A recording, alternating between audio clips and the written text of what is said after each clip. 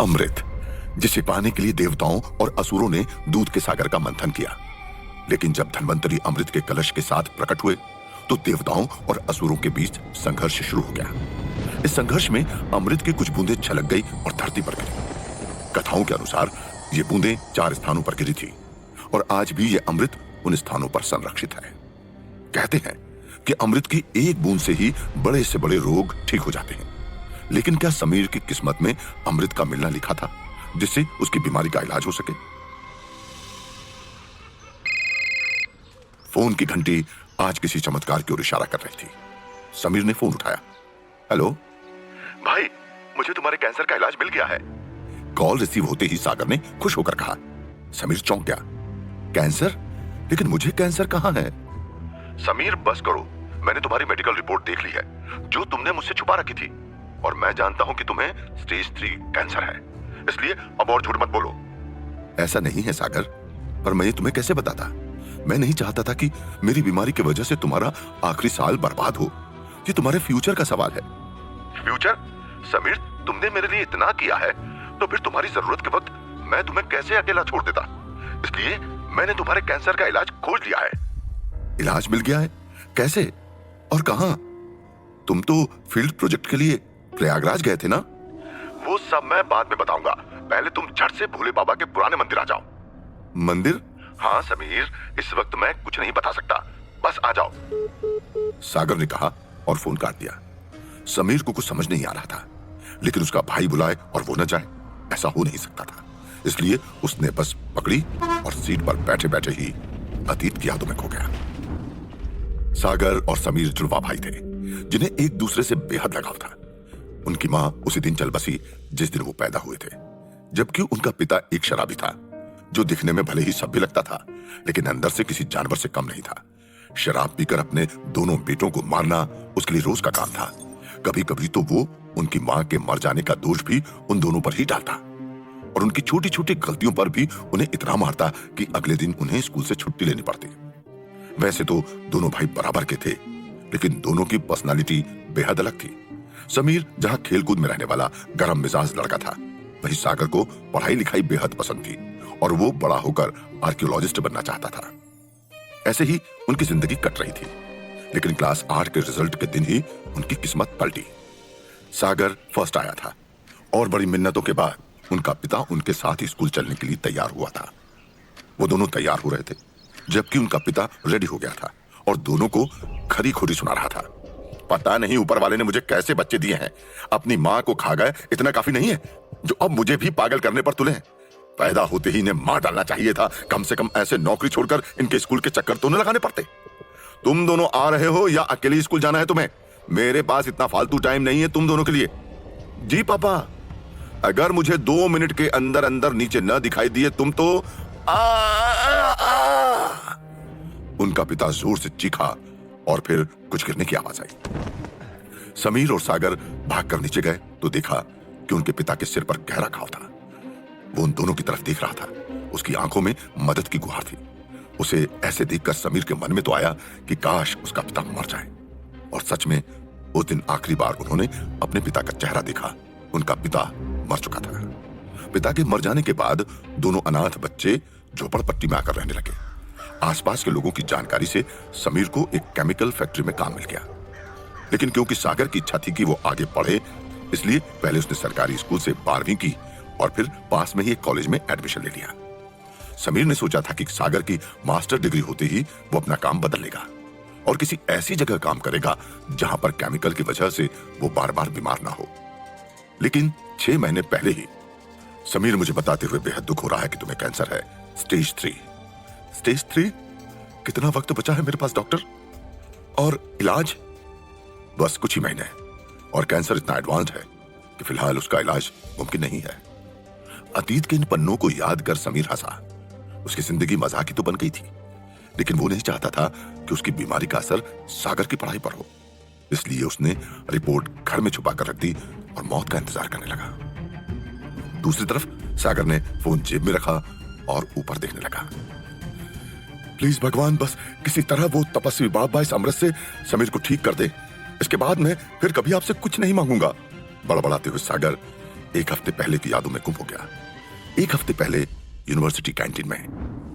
Cancer? शिखर हैरान रह गया।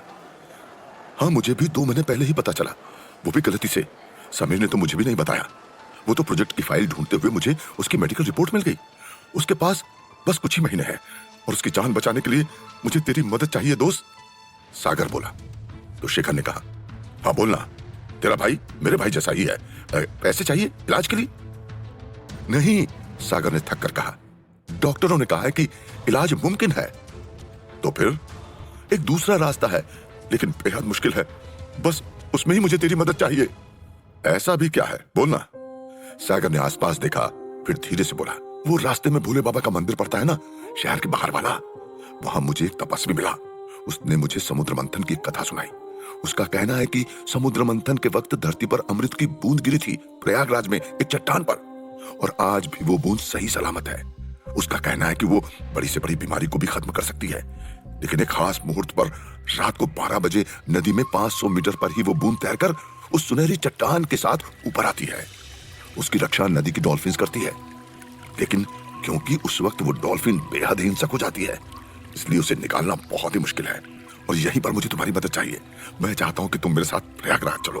प्लीज शिखर, सिर्फ तुम्हारी मदद से ही मैं अपने भाई को बचा पाऊंगा। कहानी सुनकर शेखर ने सागर के कंधे पर हाथ रखा। देख भाई, मैं भी चाहता हूं कि समीर ठीक हो जाए, लेकिन तुझे नहीं लगता कि ये कहानी बचकानी है? ये भी तो हो सकता है कि वो तपस्वी अपनी पढ़ाई दिखाने के लिए झूठ बोल रहा हो।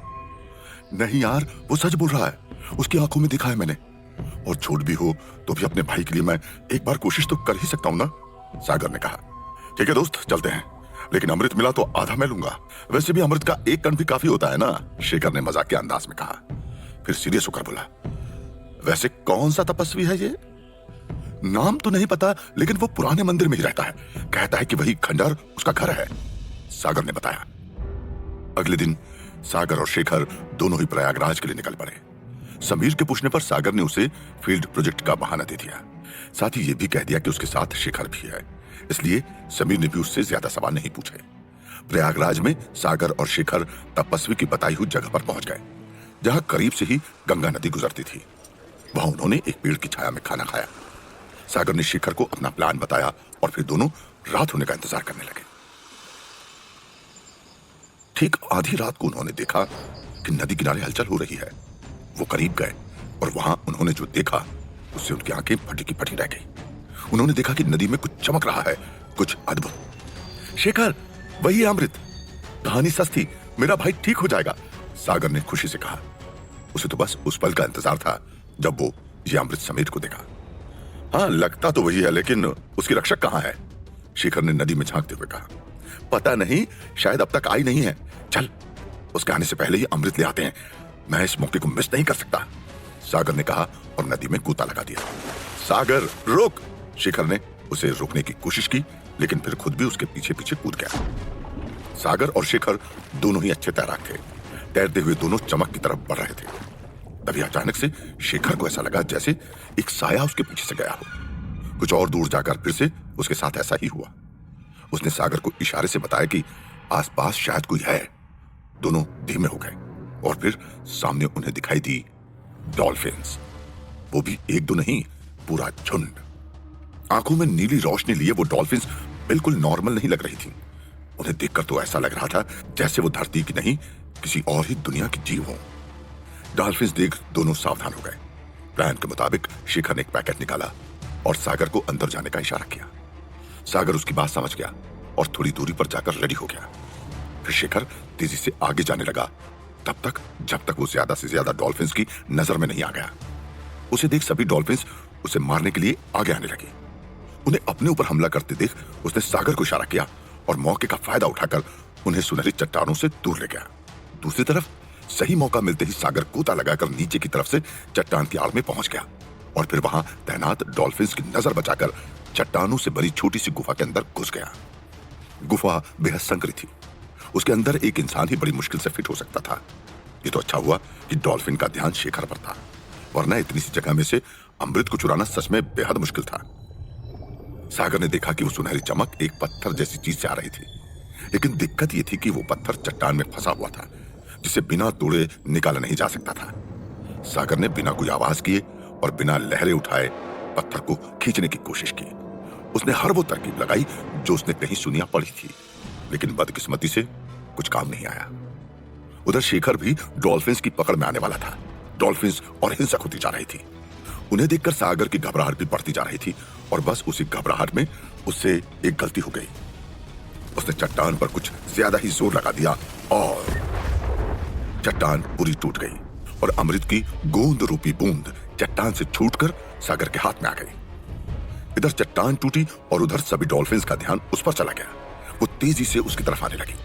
सागर को लगा कि आज तो वो मारा ही जाएगा, लेकिन तभी इन मौके पर थोड़ी ही दूर पर खड़े शेखर ने अपनी जेब से दूसरा पैकेट निकाला और सागर की तरफ फेंका। उस पैकेट में एक पत्थर बंधा था ताकि अंदर रखा केमिकल सुरक्षित रहे। केमिकल हाथ में आते ही सागर ने आव दिखा नताव एक तरफ चट्टान के टुकड़ों पर पैकेट खोलकर फेंका और उल्टे पैर भाग खड़ा हुआ।